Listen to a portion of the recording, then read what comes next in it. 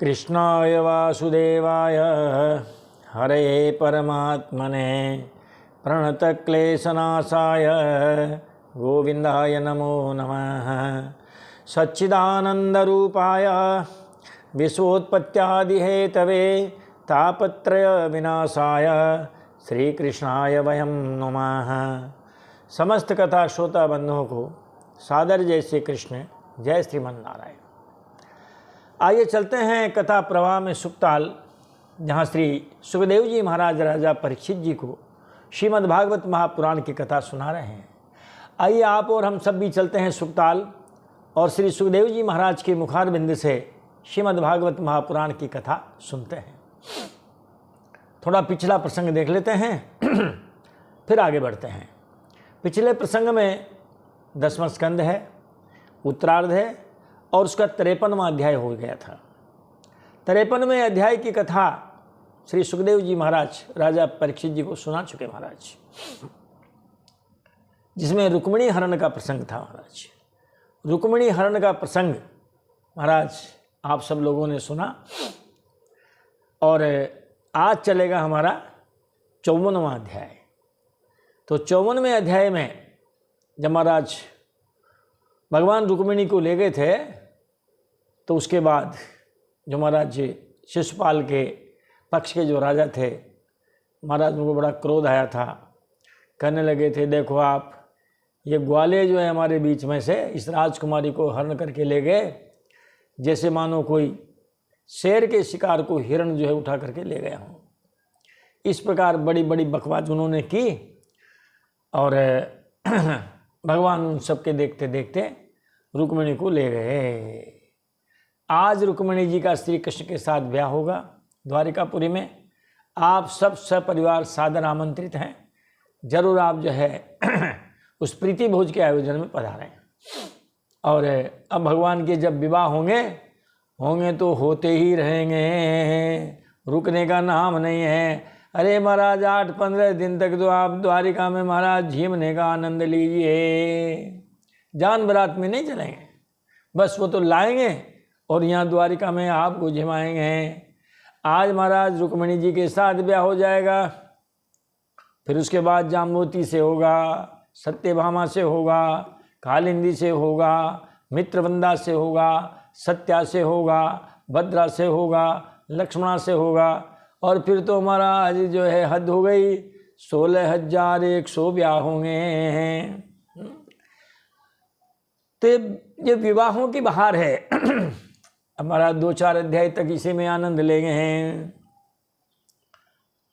तो महाराज वो राजा जो उनके पीछे दौड़े हैं अपने सेना लेकर के, उन सब राजाओं की हार होगी।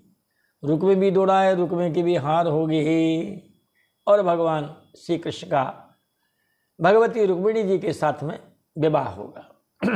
अब क्रम से देखते हैं। श्री शुक उवाच इति सर्वे सुसंरब्धाः वाहनारुह्यदंसिताः स्वै स्वै बलै परिक्रांता अन्वीयुर्धृतकारमुकाः। इति सर्वे, इस प्रकार वे सब शिशुपाल के पक्षपाती जो राजा थे सुसंरब्धा, महाराज क्रोध के मारे आग बबूला हो गए। अब तो महाराज जो अपने अपने रथ पर आरूढ़ हो गए। दंसिता, कवच पहन लिए महाराज, और स्वई स्वई बलय परिक्रांता, अपने अपनी सेना उन्होंने अपने अपने साथ में ले ली है, धनुष बाण ले लिए हैं और महाराज जो है कवच पहन लिए हैं और भगवान के रथ का पीछा करने लगे हैं। शिशुपालम समभ्यत्य रथदारमिवातुरम नष्टस्त्विषम गतोत्साहम शुष्यद वदनम अब्रुवन। अब कुछ लोग शिशुपाल जी के पास पहुंचे हैं, बेचारे के पास है। क्या हालत है उनकी? कहते हैं महाराज रथदारमिवातुरम, अरे उनकी पत्नी का अपहरण हो गया महाराज, है हरण हो गया। इनके हिसाब से ये तो अपहरण ही कहेंगे। महाराज उनकी पत्नी का हरण हो गया तो महाराज शिशुपाल जी मरणासन्न हो गए। अरे जिस घर में से लाइट चली जाए महाराज, विद्युत चली जाए, देखो उस घर की क्या स्थिति होती है। अंधेरा छा जाता है, आपके विद्युत का कोई उपकरण काम नहीं करता है। तो महाराज ये तो जो धर्म पत्नियां हैं सभी के, महाराज ये तो विद्युत का काम करती है। जब तक घर में रहती है घर महाराज जगमगाता रहता है, चहकता रहता है, रसोई में से बड़ी अच्छी अच्छी सुगंध आती रहती है। और आंटी जी नहीं है तो महाराज कुछ भी नहीं है। तो कुछ लोग गए हैं शिशुपाल के पास। ऋतदार मिवातुरम ऋतादारा यस्य सह ऋतदार, जिसकी पत्नी का हरण हो गया, जो मरणासन्न है, ऐसे शिशुपाल के पास गए हैं। नष्टत्विषम, मुख मलिन हो रहा है। गतोत्साहम, उत्साह उसका समाप्त हो गया है। शुष्यत बदनम, महाराज मुख सूखा हुआ है बिल्कुल। ऐसे शिशुपाल के पास जाकर के बोले, एक नहीं बोले, अब्रुवन, ये बहुवचन की क्रिया है। इसका मतलब बहुत सारे राजा उनके पास भी गए, कहने लगे, जिनमें जरासंध जी भी हैं। भो भो पुरुष शार्दूल दौर्मनस्यमिदं त्यज, न प्रिया प्रियो राजन निष्ठा देहे सुदृश्यते। भो भो पुरुष शार्दूल, हे शिशुपाल जी, हे मनुष्यों में सिंह के समान गर्जना करने वाले, वो सब गर्जना धरी रही महाराज। इदम दौर्मनस्यम त्यज, महाराज आप ये जो उदास रह रहे हो, इस उदासी को आप छोड़ दीजिए। फिर संबोधन आया राजन, हे राजन, इस दुनिया में महाराज न प्रिया प्रेयो निष्ठा देहेसु, प्राणियों के साथ में महाराज प्रिय और अप्रिय ये कभी हमेशा स्थायी नहीं रहती है। कभी आपके अच्छे दिन आते हैं तो कभी बुरे दिन भी आ जाते हैं। प्राणीसु देहेसु देहेसु प्रिय अप्रियो निष्ठा न दृश्यते। मनुष्यों के भाग्य में महाराज सुख ही सुख नहीं है और दुख ही दुख नहीं है। ये तो पहिया है जो घूमता रहेगा, सुखों के बाद दुख, दुखों के बाद सुख, जैसे दिन रात घूमते रहते हैं। महाराज दुनिया में क्या है यहाँ कि दुख सुख पाप पुण्य दिन राति, साधु असाधु सुजाति कुजाति, सुख दुख सुख पाप पुण्य दिन राति, साधु असाधु सुजाति कुजाति। यहाँ तुम्हारा सुख भी है तो दुख भी है, यहाँ तो पाप है तो पुण्य भी है। आप इस उदासी को छोड़ दीजिए।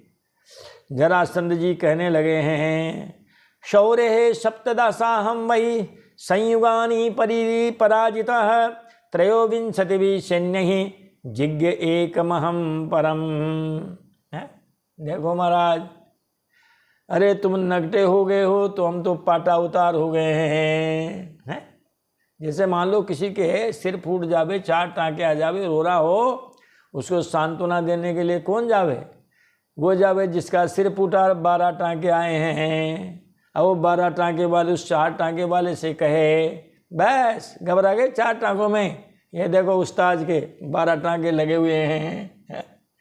उन्होंने कहा एक बार में ही बस, देखो हमारी हिम्मत 17 बार हारे हैं हम। शौर्य सप्तदासाहं वही इतनी निश्चय है ना। शिशुपाल जी आप निश्चय जानिए कि महाराज युद्ध में और जो है श्री कृष्ण ने हमको 17 बार हराया, वो भी 23 अक्षौहिणी सेना के साथ। 23 अक्षौहिणी सेना का मतलब है लगभग 50 लाख के ऊपर। 50 लाख सैनिक हम हर बार ले गए और 17 बार भिड़े और 17 बार ही हमको हारना पड़ा। करोड़ों के हमारे सैनिक मारे गए उस युद्ध में। देखो फिर भी हम जो है मुस्करा रहे हैं, टाका लगा रहे हैं, और आप बस एक बार में ही बस।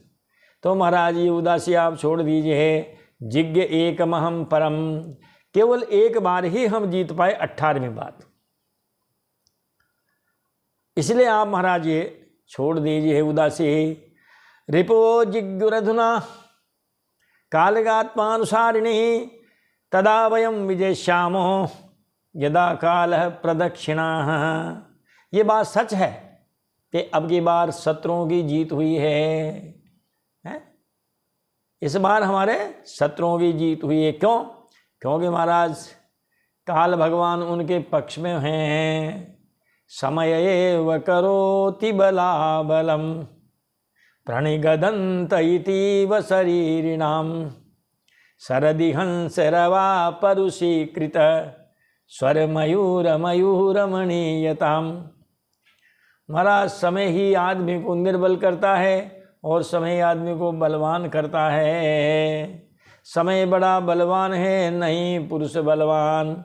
अरे गोपी न लूटी बिल न लूटी गोपिका, वही अर्जुन वही बाण। तो महाराज समय अब उनके पक्ष में रहा। ऐसी बात नहीं है, कभी अपने भी पक्ष में आएगा कि तदा वयम विजेष्यामः यदा कालः प्रदक्षिणः। जब समय हमारे अनुकूल होगा शिशुपाल जी, हम भी उनको जीत लेंगे, आप चिंता न कीजिए। इस प्रकार उनको समझाया है। अब महाराज रुक्मी को बड़ा गुस्सा आया है। रुक्मी तू राक्षसोद्वाहम कृष्ण द्विट असहन स्वसुः पृष्ठतोन्वगमत् कृष्णम अक्षौहिण्यावृतो बली। रुक्मी की दो विशेषताएं महाराज यहाँ है। एक तो यह है कृष्ण द्विट, कृष्णम द्वेष्टि इति कृष्ण द्विट, जो भगवान कृष्ण से ईर्ष्या रखता है। नंबर 2 बली, बली का मतलब बलवान है। महाराज स्वसु राक्षसोद्वाहम, अपने बहन का राक्षस विधि से विवाह करना है और कृष्ण के द्वारा उसका हरण करना, ये महाराज रुक्मी सहन नहीं कर पाया है। आजकल भी भाई लोग सहन नहीं कर पाते हैं महाराज। ये उस जमाने की लीला है, आप कैसे भी समझ सकते हैं कि उन्होंने ये अच्छा किया रुक्मिणी जी ने या बुरा किया, कृष्ण भगवान ने अच्छा किया या बुरा किया।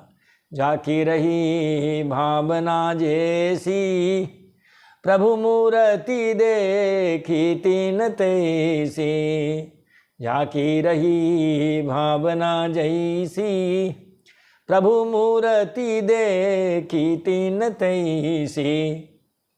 अब कहे गुरुजी आप भी तो बताओ कुछ, आपका क्या विचार है? भाई हमारा विचार तो यह है कि भगवान कहे सो करो, भगवान करे सो मत करो, क्योंकि वो समर्थ हैं। समर्थ को नहीं दोषे गोसाई, रवि पावक सूर्य सरी की नाई। समर्थ को नहीं दोषे गोसाई, रवि पावक सूर्य सरी की नाई। है? अरे पानी के गिलास में मक्खी गिरती तो मक्खियाँ फेंक दी जाती है, नहीं पानी फेंक दिया जाता है, पानी और मक्खियाँ दोनों ही फेंक देते हैं। घी में मक्खियाँ गिरती है हमारा तो फिर मक्खियाँ फेंक दी जाती है, घी नहीं फेंका जाता। और अगर आप भी इसी तरह का करना चाहते हो जरूर करो, लेकिन नकल करो तो पूरी करो। फिर गिरिराज गोवर्धन को भी उठाओ, काली नाग को भी पछाड़ दो, इतने बड़े बड़े दानव आए महाराज उनको भी पछाड़ दो। अब कहे नहीं महाराज हम उनको तो नहीं करना चाहते, हम तो यही करना चाहते हैं। महाराज चीर हरण लीला है, रास लीला है, रुक्मिणी हरण है, हम तो ऐसे ही करना चाहते हैं। तो महाराज फिर पिटने के लिए भी तैयार रहो। जो भी कानूनी कार्रवाई हो आपके खिलाफ है, जनता करे, उनके घर वाले करें, कोर्ट कचहरी करे, उसका सामना करने के लिए तैयार रहो। रुक्मी तू राक्षसोद्वाहम कृष्ण दिट असहन स्वसु। कृष्ण से द्वेष करने वाले महाराज रुक्मिण हैं। इस प्रकार राक्षस विधि से बहन के ब्याह को और फिर श्री कृष्ण के द्वारा उनका हरण करने को महाराज वो सहन नहीं कर सका। इसलिए पृष्ठ तो अन्वगमत कृष्णम, कृष्णम पृष्ठतः अन्वगमत, भगवान कृष्ण के पीछे वो भी दौड़ पड़ा। अक्षौहिण्यावृतो बली, वो बलवान महाराज एक अक्षौहिणी सेना 2,18,700 सैनिकों के साथ श्री कृष्ण का रुक्मिणी ने पीछा किया और बड़ा महाराज उनके जो है बड़ी युद्ध हुआ है भगवान कृष्ण के बीच में और रुक्मी के बीच में। जब जाने लगा तो ये कह के गया महाराज रुक्मी सबसे, अहत्वा समरे कृष्णम अप्रत्युज्य च रुक्मिणीम कुंडिनम न प्रविश्यामि कुंडिनम न प्रवेक्ष्यामि सत्यमे तद्ब्रवीमि वः। हे नगर निवासियों, हे राजा महाराजाओं, सामंतों, दीवानों, मैं आपसे सत्य बात कहता हूँ, जब तक युद्ध में कृष्ण को मार न दूंगा, जब तक रुक्मिणी को लौटा न लाऊंगा, महाराज मैं कुंडिनपुर में पैर नहीं रखूंगा। दो काम करूंगा, जब आऊंगा नहीं तो नहीं आऊंगा। एक तो युद्ध में कृष्ण को मार डालूंगा, दूसरा रुक्मिणी को वापस लाऊंगा। यदि ये दो काम नहीं कर सके तो मैं कुंडिनपुर में नहीं आऊंगा। इत्युक्ता रथमारुह्य सारथिं प्राह सत्वरः नोदयास्वान् यतः कृष्णः तस्य मे संयुगम भवेत्। इत्युक्त्वा रथमारुह्य, रुक्मिणी ने ऐसा सभी से कहा महाराज। दर्शक दीर्घा में बैठे हुए तो लोग उनसे कहा, और फिर सारथी से कहा भैया जल्दी से मेरा रथ जोत दो और घोड़े जोत करके और इस घोड़े को जो है और अब कृष्ण के पीछे दौड़ा चलो, दौड़ा दो। आज मेरा उनसे भयंकर युद्ध होगा, या तो वो नहीं या फिर हम नहीं है। इस प्रकार का क्या उन्होंने प्रण किया है महाराज। कार्यम व साधयामि देहम व पातयामि, है करेंगे या मरेंगे, इस प्रकार की उन्होंने महाराज वहाँ प्रतिज्ञा की है। और अब सारथी घोड़े जोत दिए हैं, रुक्मी को बैठाया है रथ में और कृष्ण भगवान के पीछे दौड़ा दिया। विकथमान कुमति ईश्वरश्च प्रमाणवित् रथेनैकेन गोविंदम तिष्ठ तिष्ठत्यथा वयते।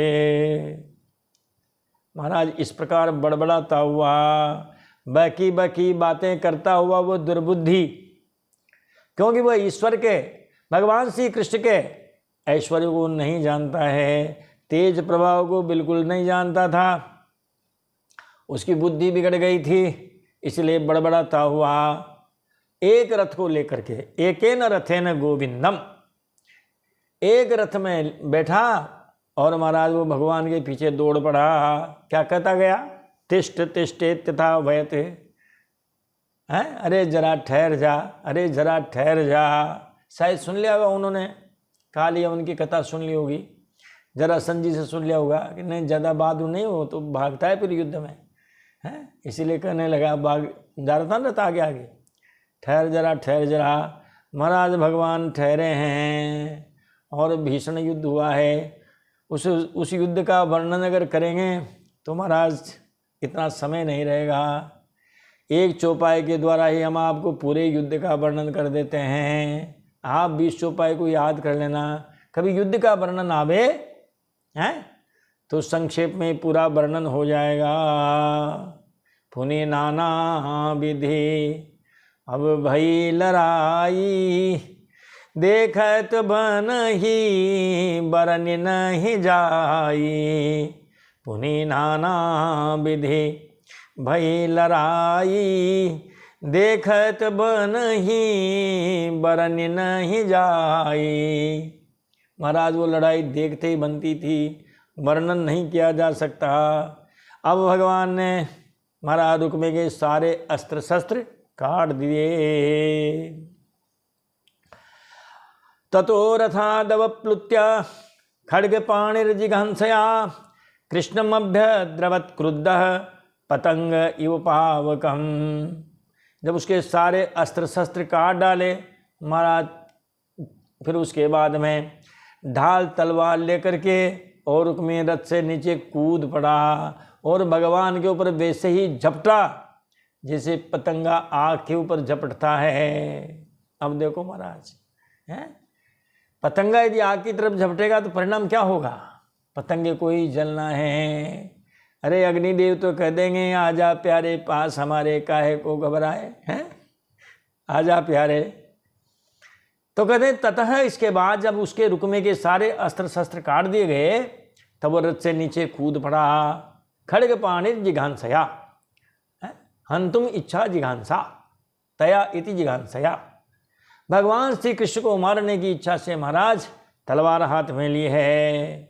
क्रुद्ध कृष्णम अभ्यद्रवत, क्रोध में भर करके भगवान श्री कृष्ण की ओर वैसे ही झपटा है जिस प्रकार पतंगा अग्नि की ओर झपटता है, लपकता है।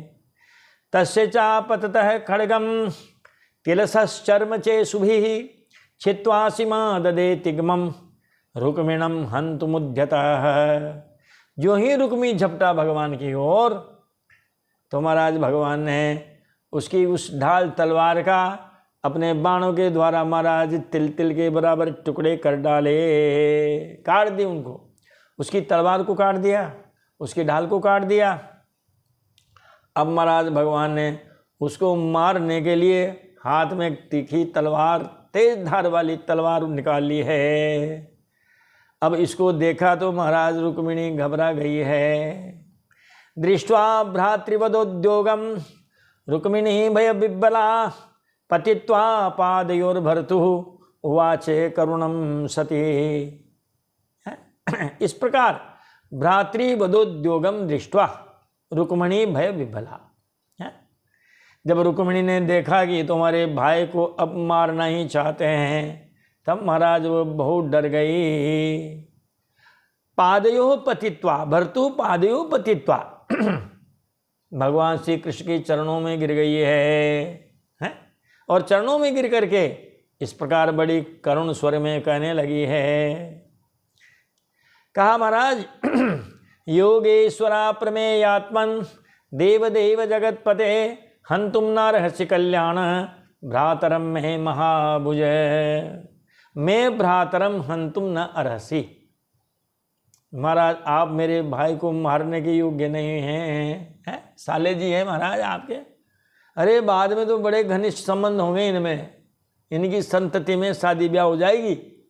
बताओ आप, रुक्मिणी के जो है वो बेटे हुए और पोते हुए, रुक्मी के जो है वो बेटी हुई और पोती हुई, अरे इन्होंने बेटा बेटी का आपस में ब्याह कर लिया। महाराज देखो आप, आएगी ऐसी आगे कथा।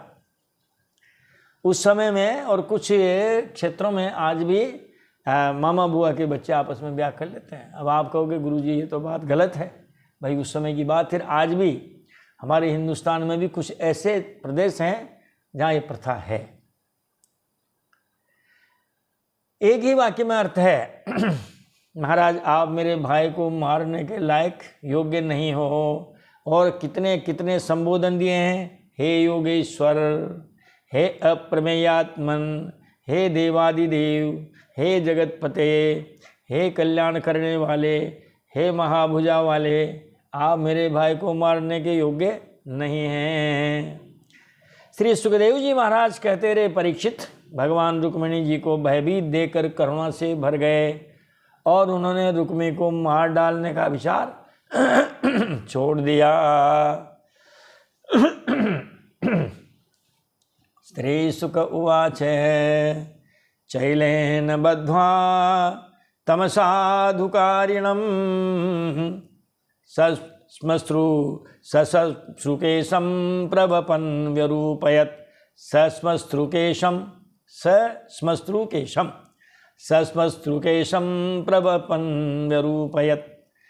तावन्ममर्दुः परसन्नमद्भुतं यदु प्रवीरानलिनीं यथा गजाः। तम असाधु कारणम चैलेन बद्ध्वा।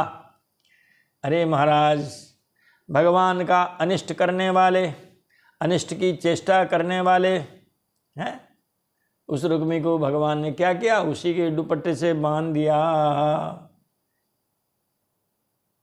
क्योंकि भगवान अंतिम समय तक भी महाराज भगवान की अनिष्ट की चेष्टा से विमुख नहीं हुआ। तब भगवान श्री कृष्ण ने उसी के दुपट्टे से रुक्मी को बांध दिया और दाढ़ी मूछ महाराज उसकी काट डाली। सश्मश्रुकेशं प्रवपन् व्यरूपयत्, उसको कुरूप बना दिया। महाराज बाल तो श्रृंगार हैं और बाल तो जंजाल हैं, यदि इनको सजा समा करके रखोगे महाराज, हैं तो श्रृंगार हैं। और महिलाओं में तो विशेष कर, और इस कलयुग में तो उससे विशेष कर है, केवल बाल ही श्रृंगार का विषय रह जाएगा है? पुरुषों में महाराज जिनके ये इस प्रकार से खेत खाली होने लग जाता है तो उनको बड़ा मुश्किल आती है, और फिर उसको बड़े बड़े उपाय करते हैं, कई तरह के तेल पलेल, कई तरह के साबुन, कई तरह की औषधियाँ। यदि ये श्रृंगार न होते तो महाराज कौन इतना प्रयास करता। भगवान ने उसके दाढ़ी मूंछ को, सिर के बालों को जगह जगह से कुछ गुच्छे रहने दिए, कुछ काट दिए और कुछ रहने दिए हैं, क्योंकि व्यरूपयत उसको कुरूप बनाया। अब कुरूप तो तभी बनेगा जब महाराज एक तरफ के काट देंगे और एक तरफ के रहने देंगे, या बीच बीच में से महाराज जो है वो छुट्टे रहने देंगे, ऐसा उसको कुरूप कर दिया। भगवान श्री कृष्ण रुक्मी की यह हालत कर रहे थे, और महाराज जो शेष रुक्मी की जो सेना थी, एक अक्षुणी सेना ले गया था महाराज। जो यदुवीर थे, यदुवंशी जो बहादुर थे, वीर योद्धा थे, उन्होंने उसे रुक्मी की सेना का वैसे ही नाश कर डाला। जैसे हाथी क्या करते हैं महाराज, जो एक कमल नाल को उखाड़ के फेंक देते हैं। जिस तालाब में कमल खिले हुए हों उसमें हाथी घुस जाए महाराज, तो फिर क्या कहना, हाथी उन कमल नाल को छिन्न भिन्न कर देता है, कमल वन को। तो जिस प्रकार हाथी कमल वन को छिन्न भिन्न कर देता है, नष्ट कर देता है, वैसे उन यादवों ने महाराज रुक्मी की सेना को तितर बितर कर दिया, उसका वध कर दिया। अब महाराज रुक्मी की दशा को देखा है तो बलराम जी को बड़ी दया आई है, और उन्होंने भगवान श्री कृष्ण से कहा है, बड़े भाई हैं, डांटते हुए कहा है, ये नाई का काम कब से करने लग गए तुम मिस्टर। श्री बलराम उवाच, श्री बलराम जी महाराज कहने लगे, असाद्विदम त्वया कृष्ण कृतम अस्मज्जुगुप्सितम वपनम स्मस्त्रुकेशानाम वैरूप्यम सुरदो वधः। बलराम जी ने कहा भगवान श्री कृष्ण से कि भैया ये तुम नापित कब से हो गए हो, क्षौर कर्म कब से करने लगे हो। हे कृष्ण त्वया इदम असाधु कृतम, तुमने ये काम ठीक नहीं किया, ये बहुत गलत काम है। असमज्जुगुप्सितम, ये हम लोगों के योग्य नहीं है। ये नाई का काम हमारे योग्य है क्या। अरे अपने संबंधियों से यदि कोई अपराध भी हो जाए महाराज तो उसको सहन करना चाहिए। तुमने इनकी दाढ़ी मुँह सब काट दिए महाराज, ये तो उनका मानो वध ही कर डाला। इससे तो अच्छा था कि तुम उसका वध ही कर देते। अपने संबंधी की दाढ़ी मूछ मूंड कर उसे कुरूप कर देना, ये तो एक प्रकार का वध ही है। संभावित कहूँ अप जैस लाहू, मरण कोटि सम दारुण दाहू। संभावित कहूँ अप जैस लाहू, मरण कोटि सत दारुण दाहू। सैकड़ों सैकड़ों मृत्यु के समान हैं। गीता जी भी कहती है महाराज, अकीर्तिम चापि भूतानि। भगवान श्री कृष्ण कहते हैं अर्जुन से, अरे अर्जुन यदि तुम युद्ध नहीं करोगे तुम्हारी अपकीर्ति होगी। अकीर्तिम चापि भूतानि कथयिष्यन्ति ते व्ययाम, संभावितस्य चा कीर्तिर मरणादतिरिच्यते। हे अर्जुन, उस अपकीर्ति को धोने का तुम्हारे पास कोई साबुन बार डिटर्जेंट नहीं रहेगा है, जब तक सूरज चांद रहेगा और अर्जुन का नाम बदनाम रहेगा। कई कई कड़वी बातें लोग बाग तुमसे कहे हैं, इसीलिए हे कृष्ण तुमने अच्छा नहीं किया। बंधु वदार्ह दोषोपि न बंधोर्वदमर्हति, त्याज्य स्वेनेव दोषेण हत किम हन्यते पुनः। कहते हैं हे कृष्ण, यदि अपना सगा संबंधी वध करने योग्य अपराध करे तो भी उसका मारा जाना उचित नहीं है, उसको त्याग देना ही उचित है। ये देखो महाराज, उसका त्याग देना ही उचित है। वह तो अपने अपराध से ही मर चुका है, फिर मरे हुए को क्या मारना। इसलिए आपने जो ये काम किया है ये ठीक काम नहीं किया है। महाराज रुक्मिणी जी भी वहीं थी, इसीलिए बलराम जी महाराज ने उनसे भी महाराज माफ़ी मांगी है? देवी जी आप इन बातों पर ध्यान मत रखें। यदि ये घटना आप वहाँ जाने के बाद याद रखोगी दिल में, आपका जीवन फिर महाराज जो है वो ठीक नहीं रहेगा। आप हमेशा जलते रहोगे अंदर ही अंदर कि मेरे भाई के साथ ऐसा किया, मेरे भाई के साथ है। और माता बहनें महाराज और अपने पीहर की बात को तो सहन कर ही नहीं सकती है। आप माता जी में 10 बार जो है लड़ लो झगड़ लो, अपशब्द कह लो, वो माफ़ कर देंगे, लेकिन उनके पिताजी के लिए आप कह दीजिए, माता जी के लिए कह दीजिए, भैया भाभी के लिए कह दीजिए महाराज है, तो फिर महाराज आपकी खैर नहीं है। तो फिर वो जो है बलराम जी महाराज रुक्मिणी जी को भी समझाते हुए कहते हैं, हे देवी क्षत्रियाणामयं धर्मः प्रजापति विनिर्मितः भ्रातापि भ्रातरं हन्यात् येन घोरतमस्ततः। हे देवी जी, ये ब्रह्मा जी की करतूत है, उन्होंने क्षत्रियों का धर्म ऐसा ही बनाया है। प्रजापति विनिर्मितः धर्मः, ब्रह्मा जी ने हमारा जो क्षात्र धर्म जो बनाया है महाराज ये बड़ा कठोर बनाया है। देखो आप जंगल में भी जो राजा हैं शेर सिंह, उनमें भी ऐसी ऐसी झड़पें होती है कि भाई भाई को मार देता है, बाप बेटे को, बेटा बाप को मार देता है? वहाँ भी अपने स्थान के लिए जब युद्ध होता है महाराज, फिर कोई सगे संबंधी नहीं, क्षत्रियों में भी कोई सगे संबंधी नहीं महाराज। इन्होंने कहा ये सा क्षत्रियों का धर्म है, ब्रह्मा जी ने बनाया है, हमारा कसूर नहीं है, आप गाली देना तो ब्रह्मा जी को देना।